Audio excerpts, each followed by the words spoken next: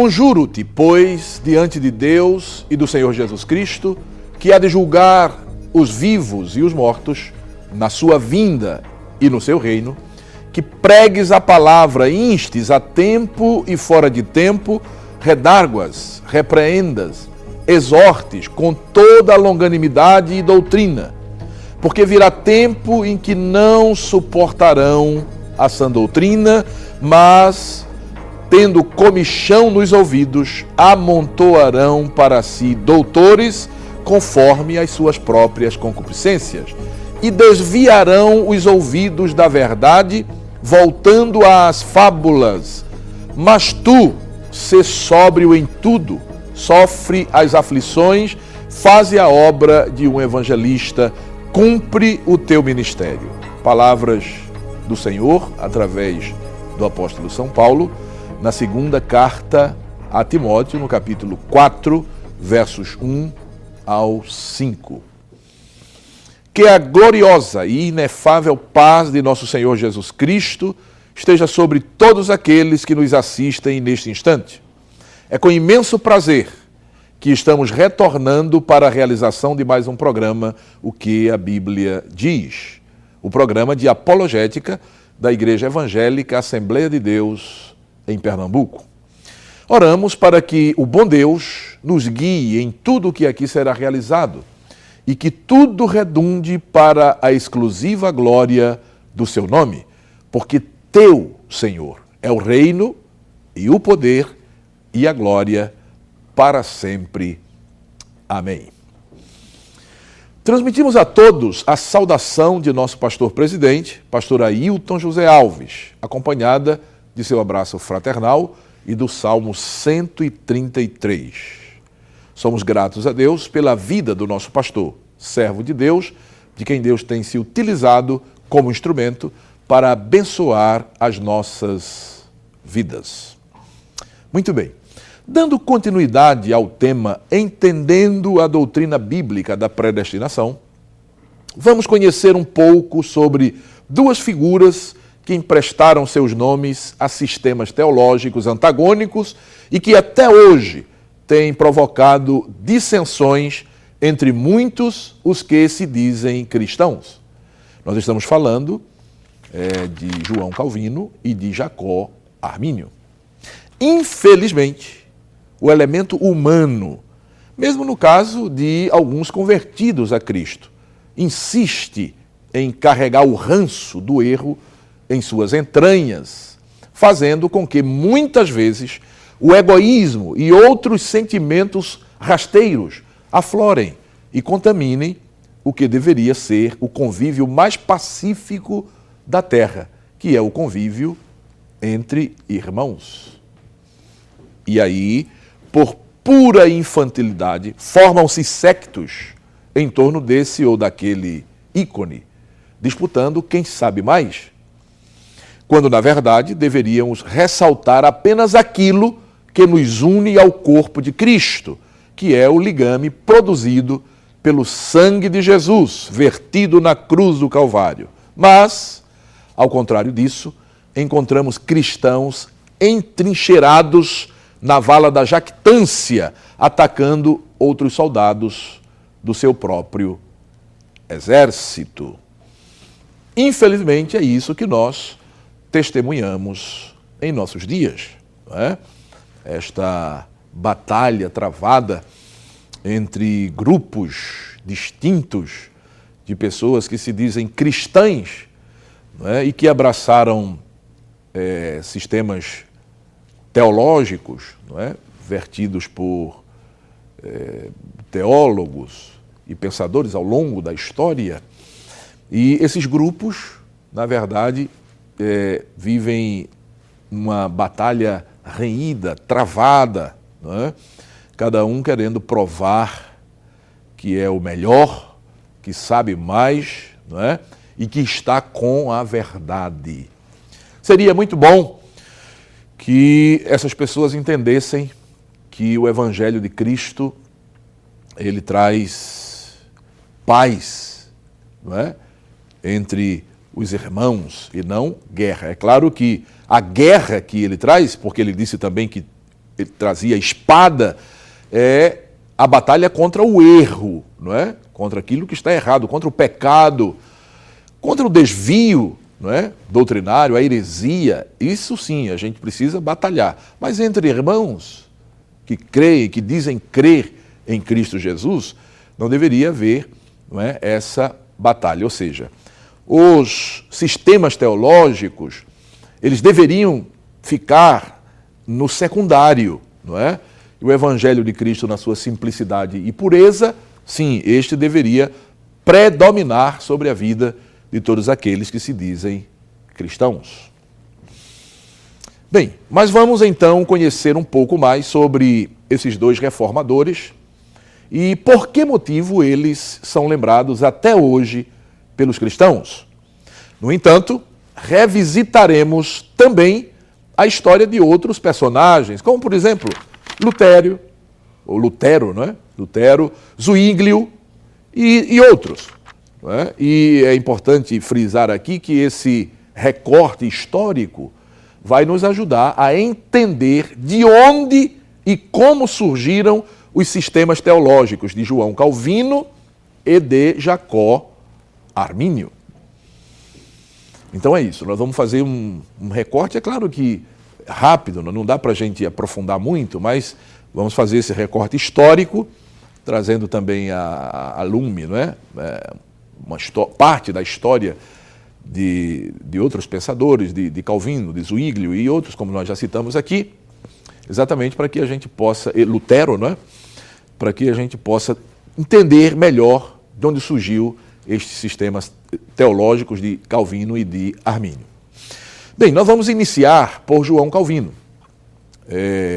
E aí, no prefácio da sua principal obra, considerada a obra-prima da Reforma, denominada As Institutas da Religião Cristã, ou simplesmente As Institutas, ali nós lemos que João Calvino nasceu a 10 de julho de 1509. Nós precisamos situar, não é, essas pessoas na história, no tempo, para que o prezado telespectador tenha uma ideia do período em que isso, tudo isso que nós estamos falando aqui aconteceu, não é? A história de Calvino, a história de Armínio e assim por diante. Então, Calvino nasceu a 10 de julho de 1509, na cidade francesa de Noyon, e faleceu a 27 de maio de 1564, em Genebra. Formou-se em Direito no ano de 1532 e era adepto da filosofia humanista. Tudo isso você pode encontrar na obra que eu já mencionei, do próprio Calvino, não é? As Institutas da Religião Cristã. Conforme o próprio Calvino informa no prefácio de sua obra, a obra denominada Comentário aos Salmos, a sua conversão deu-se entre 1532 e 1533, e ele fala dessa experiência, dessa conversão, não é? A experiência da conversão, com as seguintes palavras. Ele diz, abre aspas, Deus subjugou minha alma e a fez dócil com uma súbita conversão, fecha aspas. Palavras de Calvino, dando testemunho de como aconteceu a sua conversão, ou seja, a experiência que ele vivenciou da sua conversão. No ano de 1536, então com 27 anos de idade, Calvino publicou em Basileia a primeira edição de sua obra As Institutas, não é? Que, como já dissemos, trata-se da obra basilar da teologia dita reformada.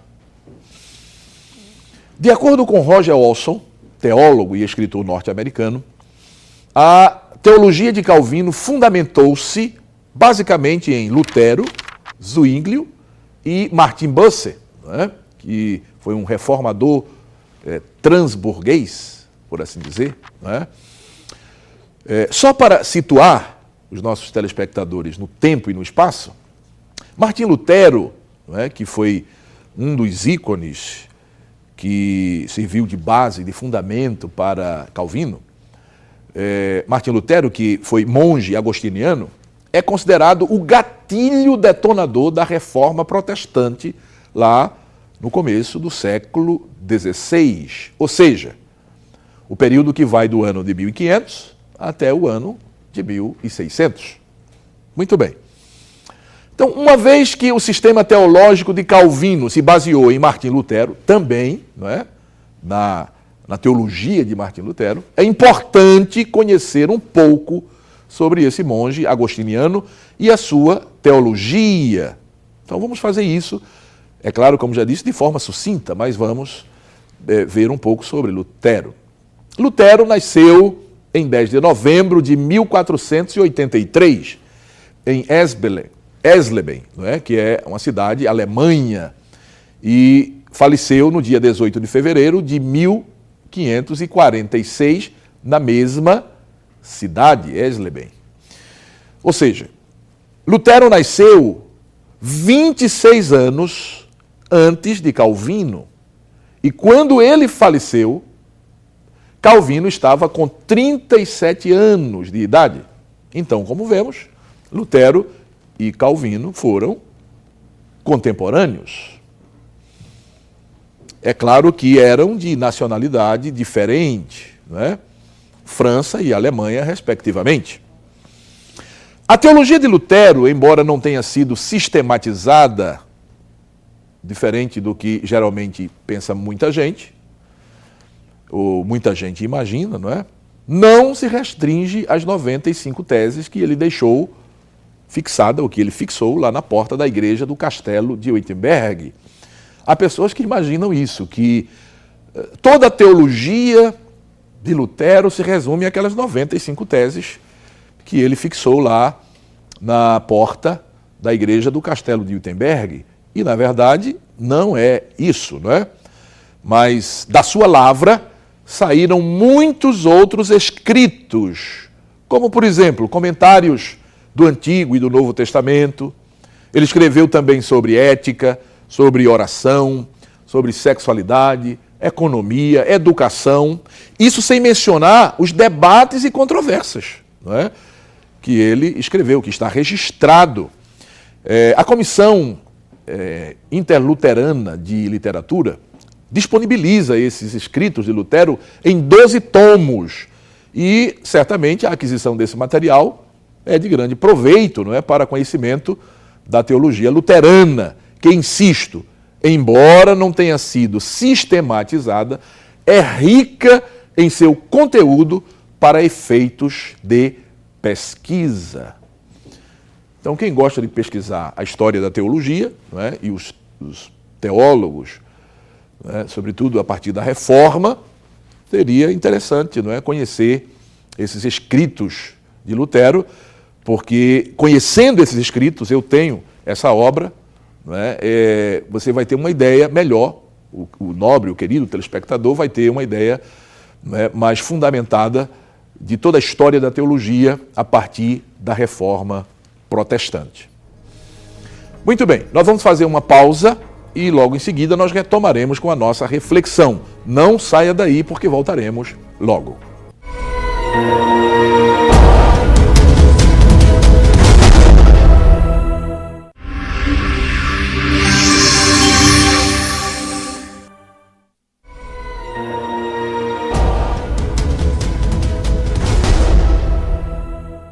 Muito bem, estamos de volta com o programa O que a Bíblia Diz. Nós louvamos a Deus pela sua vida, você que tem acompanhado a nossa programação e o programa O que a Bíblia Diz, E nós queremos transmitir mais uma vez a palavra de saudação do nosso pastor presidente, a você que nos assiste, você que está sempre dando prioridade, à Rede Brasil de Comunicação. Eu tenho encontrado muitas pessoas aí pela rua, nos centros de compra, e elas dizem: olha, pastor, eu estou assistindo a programação da Rede Brasil e tenho acompanhado o programa O que a Bíblia Diz. Nós só temos a agradecer, Nós agradecemos por sua audiência. E você pode ser um agente multiplicador, você pode fazer com que outras pessoas também assistam a nossa programação. Se você tem sido abençoado por esta programação, e eu creio que tem sido, não é verdade? Porque é uma programação pensada, elaborada para abençoar a vida dos nossos telespectadores. Então, se você tem sido alcançado por essa bênção, por essas bênçãos, porque são muitas bênçãos, não é? Você pode fazer com que outros também sejam abençoados. E você faz isso de maneira muito fácil. Agora, por exemplo, você pode mandar aí uma mensagem numa rede social, não é? Num grupo que você está ligado, não é? Na rede social, incentivando e motivando outras pessoas a assistirem à nossa programação. Então, certamente, se você fizer isso, Deus lhe recompensará. Pois bem, nós estamos situando na história, não é? No tempo, na linha do tempo, algumas informações, o que aconteceu para que Calvino e Armínio, não é, tivesse a compreensão da forma como compreenderam, como elaboraram o seu sistema teológico, não é? De onde surgiu isso, de onde partiu. Então nós estamos trazendo um pouco do recorte da história a partir da Reforma Protestante para a gente ter uma melhor ideia do que realmente aconteceu. Bom, nós estamos falando de um período da história da humanidade bastante efervescente, ou seja, estamos falando do período do renascentismo, ou também chamado Renascença, não é? Que foi um momento em que a Europa se encontrava em ebulição. E o humanismo, que é um movimento intelectual que surgiu na Itália, lá na Europa, não é? Estava trazendo, não é? Novidades. E principalmente com a invenção da imprensa, essas ideias dessa filosofia do humanismo tomou conta de toda a Europa, não é? E os intelectuais humanistas passaram a buscar respostas para as questões existenciais. E eles buscavam essas respostas tanto no cristianismo, como também, né, eles buscaram resgatar os pressupostos da filosofia greco-latina.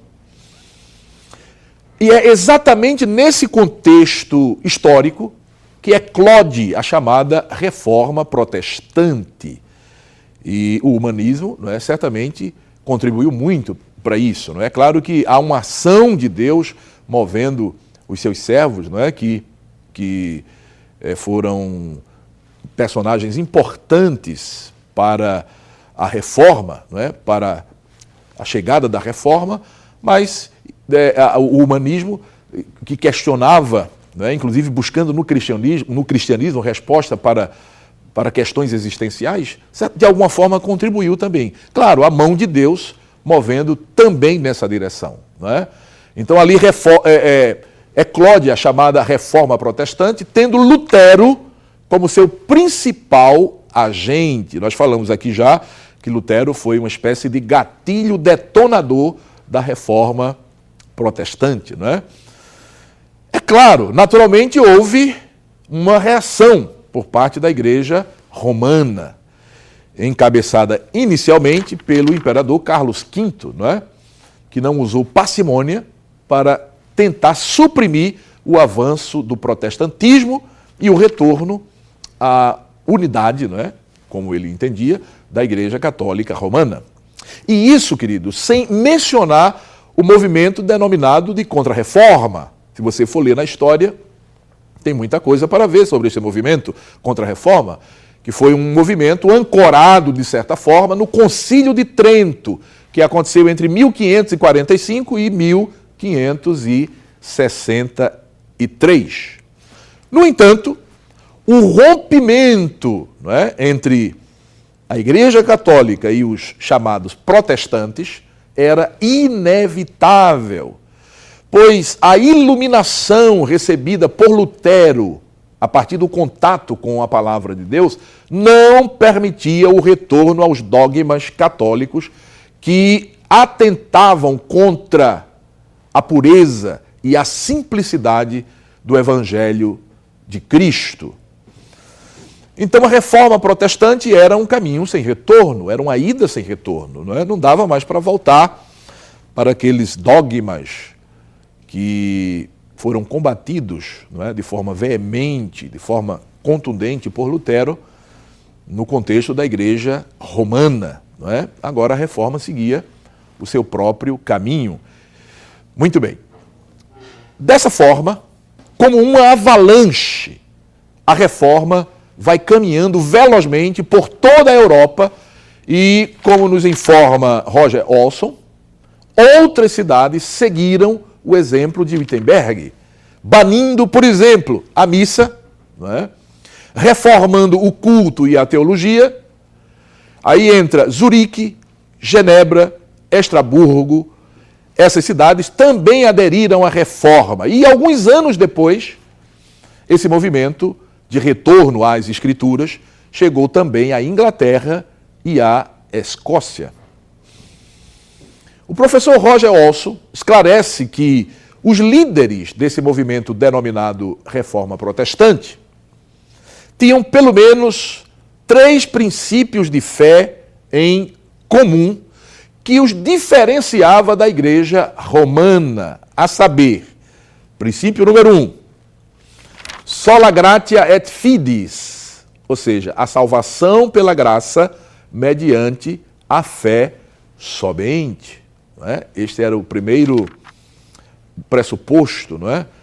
A primeira coluna que os líderes da Reforma Protestante tinham em comum, não é? A salvação pela graça mediante a fé somente. Sola gratia et fides. O segundo pressuposto e a segunda coluna, o segundo princípio, é sola escritura, ou seja, as escrituras foram colocadas, a palavra de Deus foi colocada acima de todas as demais autoridades da fé e também da prática cristãs, não é? Da fé e da prática. A Bíblia foi resgatada como o único elemento, não é? De regra e fé. Então a palavra de Deus foi colocada no seu devido lugar, não é? Porque àquela altura a Igreja Romana já havia criado uma série de documentos e de dogmas e de bulas, não é? Para doutrinar a Igreja, para guiar a Igreja. Então a Reforma Protestante veio exatamente para limpar tudo isso aí, tirar tudo isso aí e dizer sola escritura, somente a palavra de Deus, sobre toda e qualquer autoridade da fé e prática cristã. E aí a Bíblia passou a ser o livro, a única regra de fé e prática dos cristãos, né? Daqueles que realmente queriam seguir a Cristo. Este é o segundo princípio que era comum entre os líderes da Reforma. E o terceiro princípio é exatamente o sacerdócio universal dos crentes, não é? Ou seja, cada crente tem, segundo as Escrituras, não é? Acesso ao Pai, a Deus, não é? Pode adorar a Deus, pode servir a Deus. É claro que a palavra de Deus também deixa muito clara que, com o objetivo de preparar a igreja, Deus capacitou pessoas, não é? Com dons ministeriais. Isso está lá em Efésios capítulo 4, versículo 11 em diante, não é?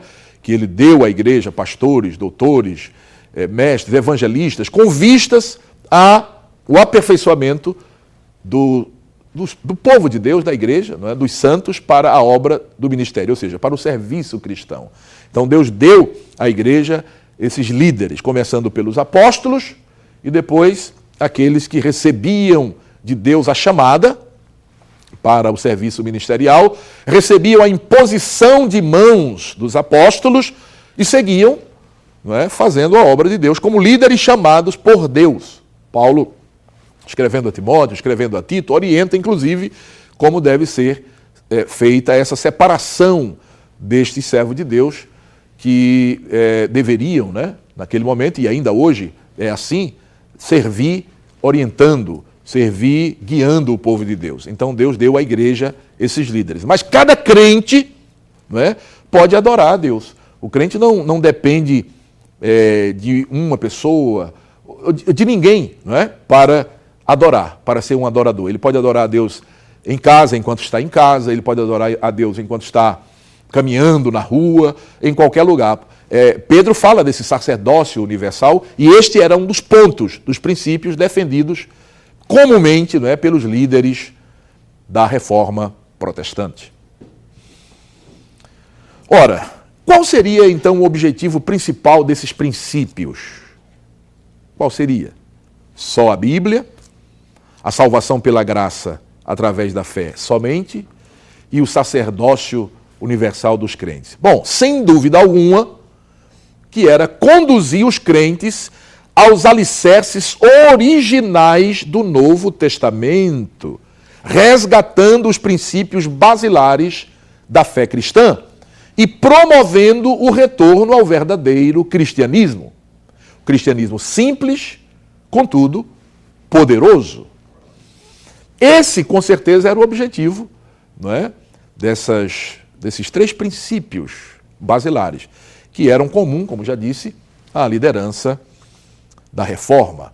Infelizmente, mais uma vez, entra em cena o vírus da discórdia.